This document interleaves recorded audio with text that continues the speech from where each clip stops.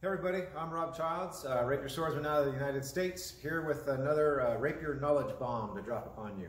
So I've been getting a lot of questions lately about my concept that I practice called two targets.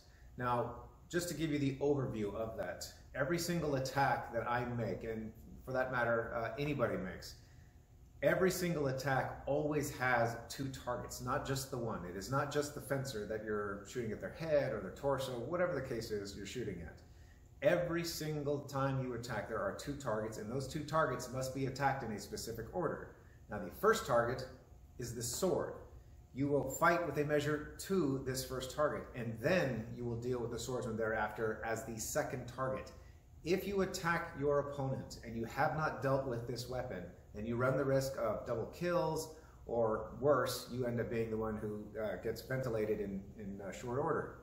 So, now some of you out there might be thinking, well, duh, yeah, of course you need to deal with the sword. But let's face it, you go out there, I see this across the United States, and I have seen it in other places around the world, where the fencing bout kind of turns into a game of tag, if you will, where they're trying to hit the other person first. Now, remember, in a martial context, hitting the other person first is just not going to cut it, because of the fact that, let's say, for example, you bury your sword in your opponent's abdomen, right? Great, yeah, in a tournament you've scored the touch and maybe you'll be even the only person who gets the points for it. However, in a martial context, while your sword is embedded in that abdomen, your opponent is not dead. They are nowhere near it yet, and they can take you with them. At the very least, inflict a very grievous wound. So, since my whole concept, my approach is always from a martial context, I fight with what I call the two-target approach. And that is, I always deal with the sword, and that means there's going to be a very specific way you go about doing that, because if you attack the sword, which has a certain measure that you should be fighting from, and you're doing it while attacking from a measure close to your opponent, it's just not going to work. So let me give you a little example of what I'm talking about, because showing, as far as I'm concerned, is always better than telling. So, Lynn, if you would. So the two targets concept is such that if she is my opponent, then do keep in mind that the measures are going to be a little bit closer than normal because of the fact that I want to keep this in the frame. But the two targets concept deals first with the sword. Now the control area that I'm going to try and keep control of on her sword is here, because this is where physics benefits me. This is where I will always be the stronger against her, against whoever that opponent is. So I will get a measure such that it allows me to attack this first target. You'll notice it is not the measure of attacking my opponent. Right now, I'm a little too far away to be able to strike my opponent with a lunge to her. But she is not my first target. This part of her sword is. Now, there are a great many ways that you can do this. Primarily, there are three overarching ways that you can deal with the threat. And that is force, time, and combination of force and time. I'll explain what I mean by that in just a moment. But first, I'm going to demonstrate how I might deal with the threat via force, right? So, before I attack her, I can't just simply shoot out to her because I have not dealt with her sword and she could potentially kill me. And in a martial context, this is a very bad thing. So, I am first going to deal with the threat.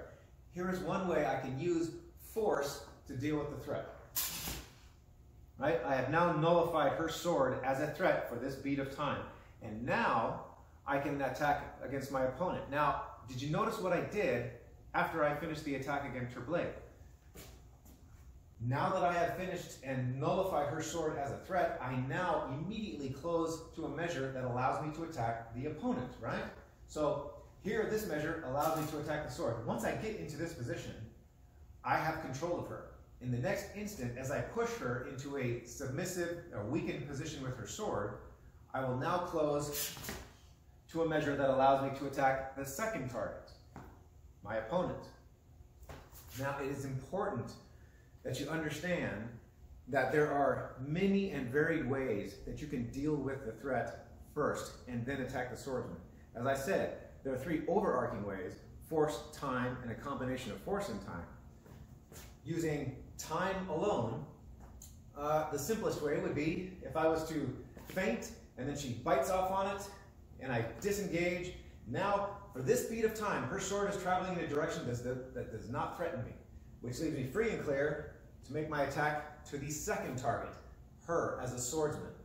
Now, that is just using time. A combination of force and time is if I was to beat her blade aside. Now understand, every time that you put pressure on your opponent's weapon, their natural inclination is to push back. Same thing with the beat. If I beat her blade and then I show a threat, as she is traveling back, I will disengage her sword. Now I'm using time, and now I make my attack against her. I used force to start the blade in motion, and then I use time to nullify it as a threat, and I make my attack.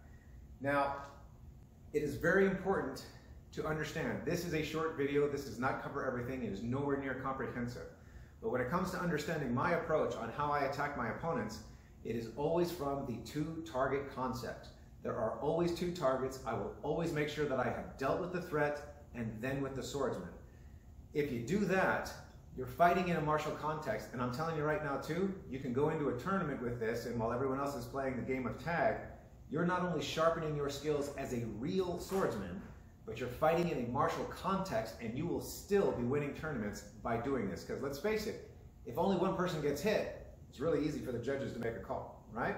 So, if you have any questions, as always, feel free to leave comments in the section on the YouTube channel.